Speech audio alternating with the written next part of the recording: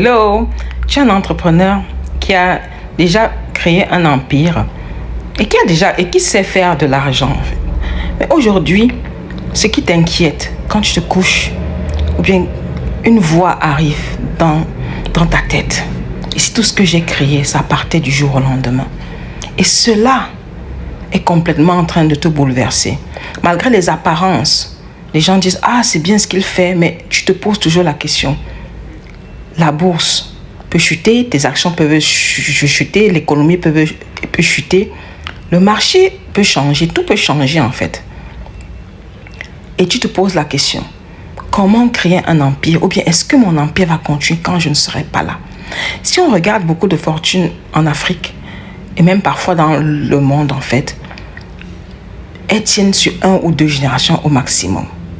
Et tout ça à cause d'un fait précis.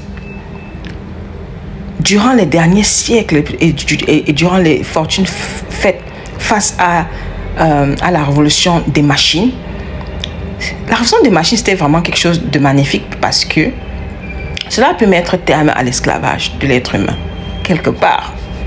Mais ici, ce que je veux que tu t'intéresses, c'est que ça a ouvert la porte à ce qu'on appelle l'économie extractive. C'est quoi l'économie extractive? C'est l'économie en fait qui est basée sur le manque, sur la redistribution des parts de marché. Et si tu me regardes bien, tu sais bien que ton entreprise, quelque part, elle est dépendante des marchés. C'est quoi une entreprise qui dépend des marchés et qui est repartie sur des parts de marché? C'est une entreprise qui, par exemple, si je raffine du pétrole, j'extrais le pétrole, je raffine, je vends. C'est un marché qui, par exemple, fait par exemple des plantations, elle extrait et vend. Un marché qui extrait de l'or, je prends de l'or, je vends. Je cultive le cacao, je vends.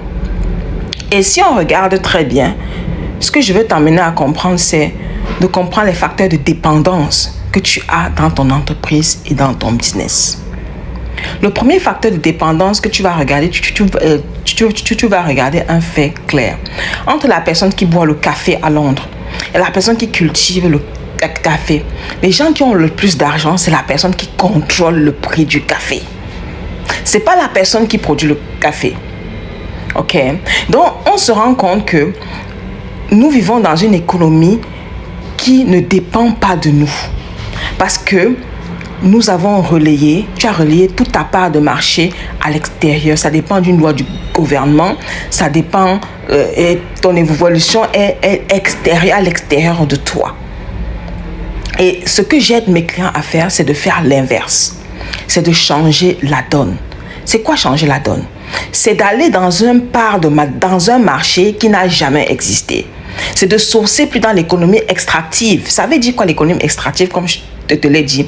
C'est de regarder les besoins du marché et les combler. Là, on peut te prédire. Là, on peut savoir ce que tu vas faire. Là, on peut savoir qu'il manque telle chose. Je vais dans le marché du sucre, du riz et je pourvois. Sauf que tout ça, c'est en quantité limitée. Et que la base de l'économie extractive, c'est la base du manque, de la rareté. Et que c'est parce qu'il n'y en a pas assez que les prix montent, que les prix descendent. Et c'est parce qu'il n'y en a pas assez que les prix vont se déterminer à la bourse de Londres ou de Hong Kong. Et tous dépendent de ça. Ok? Et si je regarde bien, Apple a perdu, je crois, une grosse partie de ses revenus lorsqu'elle a sorti son iPhone 17 parce qu'elle n'avait pas assez de... Le marché n'a pas répondu favorable et ses parts d'action ont chuté concrètement. Ce que je veux que tu apprennes ici dans cette vidéo, c'est qu'il y a une autre façon de faire. Il y a une autre façon d'aller sur le marché maintenant. Cette façon-là, peu de personnes l'appliquent.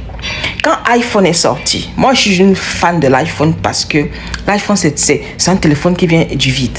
Personne n'avait prédit un besoin sur l'iPhone. Ça veut dire que tu vas dans un marché où toi-même tu crées les parts de marché. Et à ça, aucun concurrent ne peut te prédire, personne ne peut te copier. Tous ceux qui te copient seront toujours derrière toi. Parce qu'on ne sait jamais avec quelle innovation tu peux arriver. Et si tu veux que ton entreprise aille à un niveau supérieur, tu veux que ton entreprise aille plusieurs générations après toi, tu dois changer la source d'énergie qui alimente ton entreprise et entrer dans une énergie de créativité et entrer dans une énergie du vide. C'est quoi l'énergie du vide? C'est là où tout existe en fait. C'est là où la création elle-même existe. C'est là où le besoin que l'être humain, qui n'est même pas conscient qu'il a besoin, existe. Quand Elon Musk dit le monde va aller sur plusieurs planètes dans quelques générations, il investit dessus. C'est pas un besoin qui est avéré maintenant, mais c'est un besoin réel qui va se créer au fur et à mesure que les produits vont se mettre sur le marché. Parce que les besoins de l'être humain sont infinis. Donc ici, dans ce que je te recommande à faire, c'est déjà de regarder aussi longtemps que ton entreprise dépend d'une source de validation, d'une source d'un gouvernement, d'une loi ou de quelque chose d'extérieur de toi. C'est-à-dire que tu sources de l'énergie à l'extérieur de toi. Tu vas toujours créer des revenus de dépendance et de rareté. Et tu vas toujours manquer de liberté. Or, ce que tu veux le plus, c'est être libre, c'est être souverain. La richesse n'est pas à propos d'accumuler plus. La richesse, c'est être souverain dans ce que tu possèdes déjà. Parce que la souveraineté apporte la paix du cœur, apporte la paix intérieure et apporte le manque de combativité. Tu n'as plus besoin de combattre. Parce que tu sais que tu es souverain dans ton empire. Le problème actuellement, c'est que tu n'es pas souverain spirituellement, émotionnellement, mentalement et par conséquence dans tes entreprises. Pour développer cette souveraineté, ça te demande d'avoir un autre niveau de leadership. Ça te demande d'être reconnecté à une autre partie de toi que tu n'as jamais su qu'elle existait. Ça te demande de devenir une autre partie, de devenir une autre version. Ça te demande de laisser les bruits et de revenir à la version que le Créateur t'a créée, à ta version originale. Parce que ce qui se passe, c'est que beaucoup de personnes ne vivent pas leur vie. Tu vis la vie héritée de ton héritage